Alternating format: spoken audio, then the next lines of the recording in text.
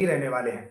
भैया कुछ लोगों ने, जैसे मैं आपसे पूरा, क्योंकि आप मुकदमा फाइल करते रहते हो, बहुत सारी चीज़ें करते हो, आपको एडवोकेट से लेकर सबको सब कुछ आपको पता है। आप क्योंकि ये संगठन अभी से चला नहीं रहे, बहुत पुराना संगठन है आपका, इसको कोई जाने या ना जाने, मैं जानता हूँ, मैं तो जुड़ा हूँ आपसे।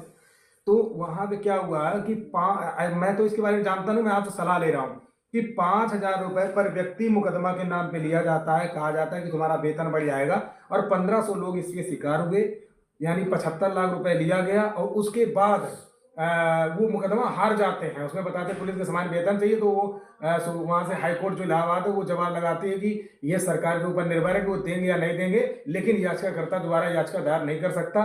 लेकिन अभी भी वो लोग पीछे पड़े हैं कि हम दूसरी बेंच में जाएंगे, तीसरी बेंच में, मतलब ठगने का काम है।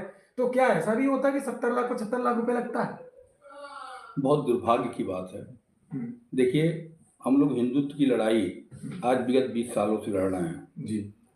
और तमाम मुकदमे अपने जो गुरु जी हैं हरशंकर जैन जी हिंदुत्व के लिए आप लोग अक्सर टीवी पे देखते होंगे विष्णु। हाँ, विष्णु हरिशंकर जी को जानते हैं। तो हम लोग सनातन के लिए आज से लड़ते आ रहे हैं, मतलब 20-25 साल से। दुर्भाग्य की बात है कि उसी सनातन का व्यक्ति, जिसको आज दलित कहा जाता है, ठीक, वही चौकीदारी करता है।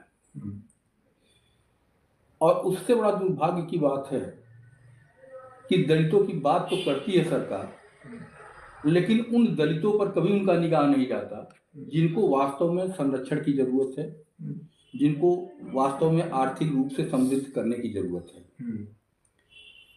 आपने याद दिलाया तो मुझे याद आया कि हमारे ख्याल से चौकीदार की आज उनकी सैलरी हमारे ख्याल से 2,000, 2,500, 3,000 से कम ही होगी। 2500। आप बताइए, डेली मजदूर जो गांव में दिहाड़ी करता है, सरकार ने कितना मजदूरी तय कर रखा है? ये 300-400 के बीच में। एक चौकीदार दिहाड़ी मजदूर भी सरकार की निगाह में नहीं है और कहती है कि दलित समर्थक सरकार है। और रही बात उस व्यक्ति की जिसने 65 लाख 60 लाख रुपए लिया, वो व्यक्ति इंसान नहीं जानवर है। ऐसे गरीब तबके से जिनकी सैलरी 2,500 रुपए हो, उनसे इस तरह उगाही किया जाए। कहा कि वकील ने 40-50 लाख रुपए लिए हैं। आप एक चीज बताइए, अगर मुझे ये सब बातें आप पहले बताए होते, आप तो 10 साल से मुझे जानते हो अनु बाबू, आप मुझे बताए होते तो चाहे सुप्रीम कोर्ट हो चाहे वो हाई कोर्ट हो, आपको क्या पैसा जमा करना होता है? अरे कागज पत्तर का पैसा मान लीजिए 10,000 5,000, ठीक जी।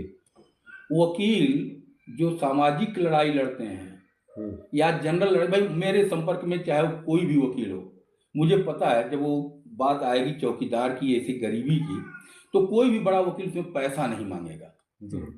कोई भी, मैं अभी आपके सामने कही 10-5 रुपये से बात करूं, कोई पैसा नहीं मांगेगा। हाँ, आपकी नैतिक जिम्मेदारी है उनके कागज पत्तर खर्चे जो आते हैं 10,000 5,000, हाँ, अपनी ओर से ठीक है, अपनी ओर से आप वो दे दें जी, कि उनको भी लगे कि हमारे पॉकेट से नहीं जा रहा है जी। नहीं तो भी लोग बियर कर लेंगे, ऐसी बात नहीं है। जैन साहब तो कभी इतना मुकदमा लड़ने भी पैसा नहीं लेते हैं किसी से। सत्य है। नहीं तो फिर भी इसमें 1-2 लाख खर्च हो जाएगा।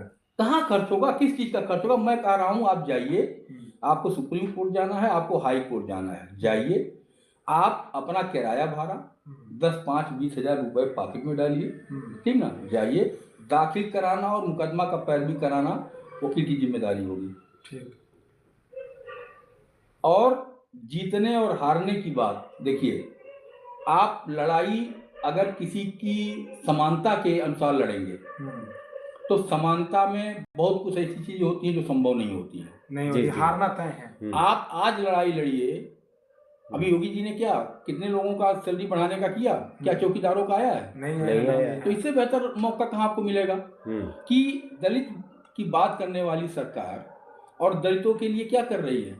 आखिर चौकीदार भी तो इंसान है, मजदूर से भी गए गुजरे उनके सैलरी हैं।